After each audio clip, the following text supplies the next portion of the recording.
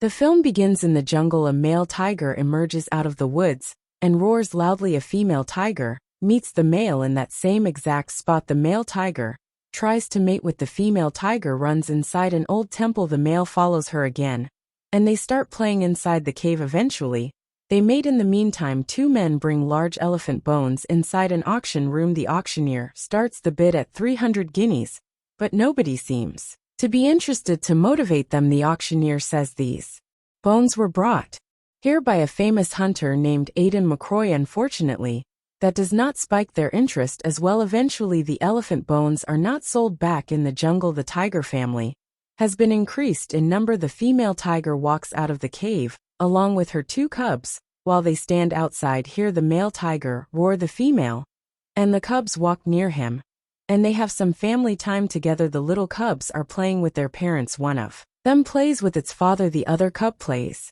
with its mother, and he bites her tail. At some point, the mother gets annoyed and snaps against her son. Next, the two cubs cross a little pond. Their parents observe them carefully. Something that looks like a rock comes across their way. The two little cubs like that item. They use it like a ball, can play with the cubs, spend some time playing with it, and messing each other. Soon the ball rolls downhill, and one of the little cubs runs after it. A little wild raccoon approaches near the ball, but the cub runs after it and scares it away. The wild raccoon enters its tree nest, but then a larger raccoon comes out of it. The larger raccoon goes after the cub. Raccoon hisses, and cub gets scared. While the raccoon is hostile against it, the cub climbs up tree. Soon the other cub comes around. Raccoon hisses against it as well, but this brother is not as easily intimidated. The raccoon retreats in its nest. The cub that is on tree now having a hard time clinging onto it. Gradually it slips downwards until reaches a point where it believes is safe to jump on the ground. Two brothers hug and play with each other. The cubs start hearing something. Their father hears it as well and runs towards them in order to find them. The male tiger finds the cubs on top of a hill. All of them together realize that a bunch of people are walking through the forest. One of the cubs is having a hard time walking back. It has some leaves stuck under his legs. The male tiger grabs him by the backside of his neck and carries it away. The other cub runs after them as well. The three tigers make it back in their home. Later on, the cubs feed on their mother. The male tiger stands above their house, and it tries to keep an eye on the area at night. One of the cubs takes a sneak peek at the humans. It sees them walking around. They have set up a fire. The next morning, tigers hear an explosion outside the temple. Aiden has used some explosives to bring a statue down. The tigers get startled, and they start running round. The dog the humans are carrying with them starts barking like crazy. Soon the humans realize that there is a tiger nearby. One of the large tigers carries one of the cubs away. However, other cub is left behind. The humans are after the male tiger, and they follow the dog. Aiden follows the dog to cave. Dog barks like crazy. It indicates to Aiden that there must be something in there. Meanwhile, the female tiger is running away while carrying the other little cub. The humans declare that they lost the tigers inside cave. Dog is still barking. The humans start hearing some noises. The little cub is trying to climb out of the cave, but that is impossible as the little one can have a good grip on the wall to protect his cub. The male tiger attacks one of humans. It starts eating him up, but Aiden marks it and shoots with his rifle. There is no time to think what the best course of action in situations like this. The little cub witnesses scene and sneaks on under the large tiger's body. The men take male tiger away. Aiden realizes that the little cub is hiding under his father's body. Moments later, Aiden has taken the cub with him. The humans are now getting some rest. Aiden tells one of his men to give him the little cub. Aiden warns the tiger to not bite him. He tries to give some water to the cub. Cub is angry. Aiden insists, but the cub does not know how to drink water from a bottle. Aiden then gives the cub his finger and sucks on it. Aiden plays with the cub and jokes around with it.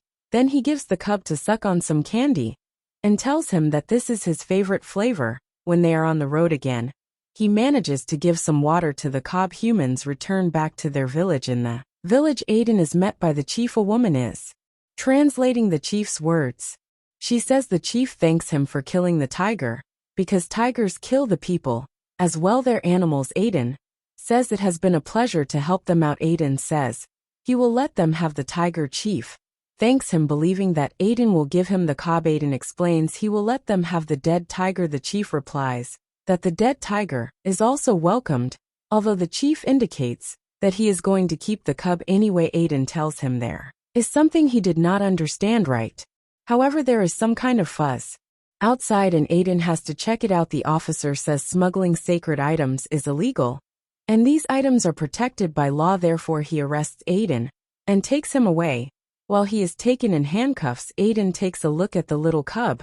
He has to lead him behind, even though that is not what he wanted. The officer now approaches the chief officer, thanks him for reporting the stolen items, and hands him some money. That night the little cub is chained, and it wanders around. It tries to express its aggression, but there is no way it can escape. In the meantime, female tiger and the other cub return near cave, but there is nobody. The female tiger hears the imprisoned cub screaming. The female tigers roars loudly. The little cub screams louder, and while she approaches the village, however, the chief understands that the tiger must be close. The villagers gather up and run near the tiger.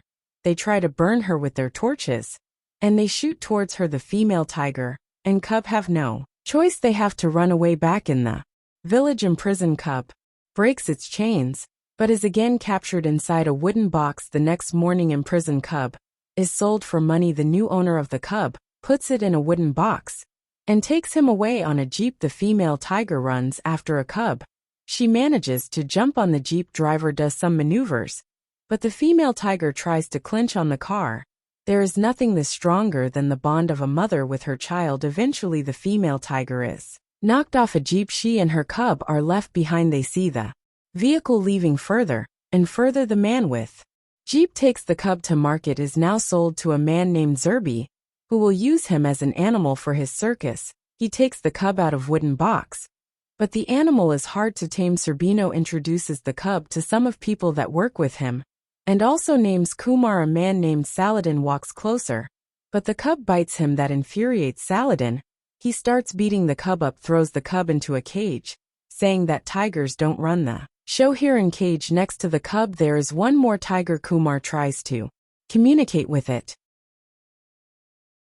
but the tiger walks away from him. Little Kumar realizes that the time he is going to spend in this cage will be quite lonely since the other tiger is not in the mood. Meanwhile, Aiden is taken in prison, and he has a visit from the commander Eugene. He says it is absurd to keep Aiden a prisoner, and he lets him out as it seems he is a fan of hunting and warns Aiden to be more careful in the future. Aiden asks the man if he is free to leave. Eugene replies he can, but the officer that arrested Aiden says he cannot leave the country until they are finished with his paperwork. Back in the forest, the other cub is almost caught in a trap. While it moves, the net causes some jingles to make sound, and the humans are notified. Although the cop makes it out of there, his mother is trapped. Shortly, she tries to jump out of that hatch, but it is just too high. The cub tries to help her, but it falls inside the trap as well. Aiden and his guys now watch them from above, and all of that just happened because a high-ranked official will visit town and he likes hunting wild animals. Back in the town, Eugene asks Aiden's help to set up a hunting event for his upcoming guest. Aiden also meets Eugene's wife. After Eugene's guests arrive, the humans let the female tiger and the cub go. Now Eugene and his friends can have some fun by hunting the tigers. Although they are quite lazy, they ride elephants instead of walking. The female tiger and cub hide in a hole, but for how long will they be safe while the humans approach? The female tiger tries to attack them, however they shoot her and kill. After Eugene treats his guest like he is the best marksman in the world, they go on to take a picture with the female tiger, but the flash of camera wakes her up. The female tiger is not dead after all, and she runs away. Eugene, his wife Mathilde greet their guests goodbye. Mathilde's dog starts barking outside a hideout. She goes on to take it away. She sees the little cub inside. Mathilde takes the cub into her house. Son plays with it in his room. Later that night, Mathilde reads her son a fairy tale. Her son sleeps with the cub on his side. Additionally, they have named the cab Sunda. In the circus, Serbino tries to feed Kumar, but the cub is not in mood for eating salad and tells Serbino that they should sell the cub. It is going to be useless. Then the tiger from the other cage eats his own meal. While moving his tail, he wakes up Kumar. Kumar tries to catch his tail. The tiger realizes that and plays with him. Meanwhile, Aiden is having dinner with Eugene. Eugene asks him for another favor, and now wants to have some tiger skin. One of the servants opens door and Mathilde's dog runs inside. It attacks Sunga and the two animals destroy dinner. Aiden visits the circus. He finds little Kumar there. He remembers the little one and feels bad about how he ended up being a circus animal. After treating Kumar with some of his favorite candies, he asks Zerbino and Saladin if they have tiger skin. Saladin tells him he can get him the tiger skin he is after, and he kills the old tiger. With the old tiger gone, Kumar will be now used for the circus performances. Later, Eugene's guest appears again. He takes a picture with the tiger's skin that Aiden got them. Once more, Mathilde's dog hunts Cinda around the house. First they spill all the beverages, then they cause disaster all around the house. Dog will not let Sun go alone, but that is a huge mistake. The dog attacks Cinda, but the cub tears it apart, spell filling the dog's blood all over Mathilde's clothes. Mathilde is upset. She wants the tiger gone soon. Sunday is taken away, while Mathilde's son Roll runs after his friend, but there is not much the boy can do. Next, Sunday is taken to the palace, serve as a gift for the king. He is taken inside a dungeon. He has some trouble adjusting to this new environment. The man who received the tiger asks if Sunga is really an offensive tiger. The men reply he would not ask them that question if he had seen what the tiger did to dog a few years go by, and Kumar has now grown up. Zerbino is trying to teach him how to jump through a hoop that is on fire. However, Kumar is afraid to do it. Saladin runs out of patience. He calls the rest of the staff to help him get a hold of Kumar. They are able to pin him down and they teach him a lesson. Beat him up pretty good, then they give it one more try. This time Kumar jumps through the hoop. Zerbino is happy and lets him go. The next day an officer from the palace visits the circus. He asks Saladin if their tiger is really strong like they claim he is. Saladin taunts him to go and try him out himself if he has an extra hand to lose. The officer announces that his master is preparing a festival of wild animal fights. He wants a worthy opponent for their wild animals because the fights will be brutal. Saladin asks the officer for a price and the officer agrees to buy the tiger. In the meantime, the king presents his wife with a beautiful piece of jewelry. Naturally, she thinks it is a gift to her, but the king explains it is not for her. He goes to the dungeon, sees Sunga, and puts the beautiful necklace on his thick neck. He admires the tiger so much that he wanted to give him something nice. What he admires the most is Sunga's ruthless aggressiveness. Soon the festival is about to start. Aiden realizes the animal that is going to fight the king's tiger is going to be Kumar. He gives the tiger some of his favorite candies, but Kumar is not hungry. Agree at all. Aiden makes an effort to buy him from Zerbino, but the money is too much. Aiden grabs the key of cage, trying to prevent Kumar from fighting, but that would constitute a crime against the king, so there is not much he can do. Meanwhile, Sunga is lead into the fighting pit. He is so ferocious that makes everyone shake in fear. Little Roll tells his father that this tiger is Sunga, but Eugene lies to him and says Sunga is in a zoo. Then Kumar lead into the arena as well. Kumar is scared to fight, but the humans press him and lead him inside. The two tigers start fighting. However, Kumar is not exactly fighting, he just protects himself. But then he starts playing. The two tigers come to a moment of realization. Looking at each other, they realize are brothers. They remember how used to play when they were young cubs. The fight is over for both of them. The king is angry because the tigers are playing with a ball instead of fighting, and has his men to try and make them angry. The humans try to attack them, but the tigers defend themselves. Saladin tries to poke Kumar, but Sunday jumps on him and bites on his arm. Zerbino is about to shoot Sunga, but he forgets the door of the cage open. The two tigers cover for each other. They defeat their captors. They escape from the cage and run away. Sunda runs to the wild, but Kumar returns into his circus cage out of habit.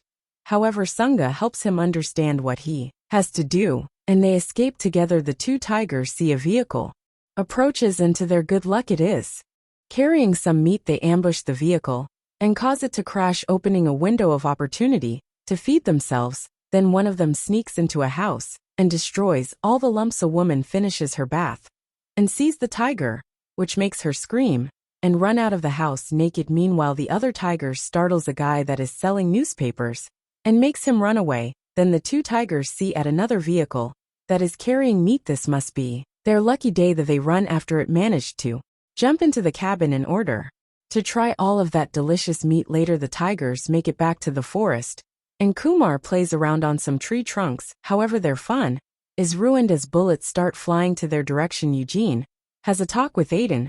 He wants him to find the tigers, although Aiden agrees to search for them. He also has a talk with young Raoul. Upon being asked what the people want to do with tigers, Aiden responds that he has no idea. The boy wants to go with him find the tigers, but Aiden can't take upon that responsibility. The next morning, humans burn the forest in order to trap the tigers, but Kumar knows how to jump through the fire.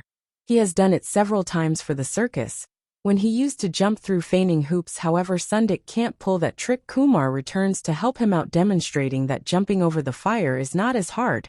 He believes it. Seems like Sunday is convinced, and this time they both jump through the fire and escape. The next day, Eugene tells Aiden that his son has escaped. Aiden goes in the jungle to find him. Raoul has a final encounter with Sunga. The tiger goes near to the boy. Raoul tries calm him down, and the tiger remembers him. Boy prompts the tiger to stay in jungle and never return to the city. At the same time, Aiden aims the tiger with his rifle, just in case Raoul is danger. However, he realizes that Kumar is approaching from the side, and he slowly lowers the gun. Kumar approaches Aiden and recognizes him, while Raoul takes Sunka's necklace off and throws it away. Kumar reaches for Aiden's pocket because he wants to taste some of his favorite candies. Aiden takes the can out of his pocket and opens it. However, they both realize that the can is empty and there are no candies. Aiden apologizes for the pain he has caused Kumar. The two tigers are now ready to go. Raoul and Aiden stand side by side.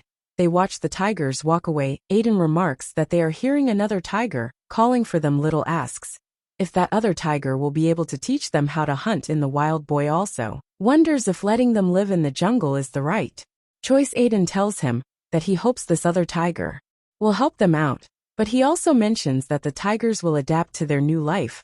Finally, the two brothers reunite with their mother. After everything they have gone, though, they can now live together as a family. Music foreign.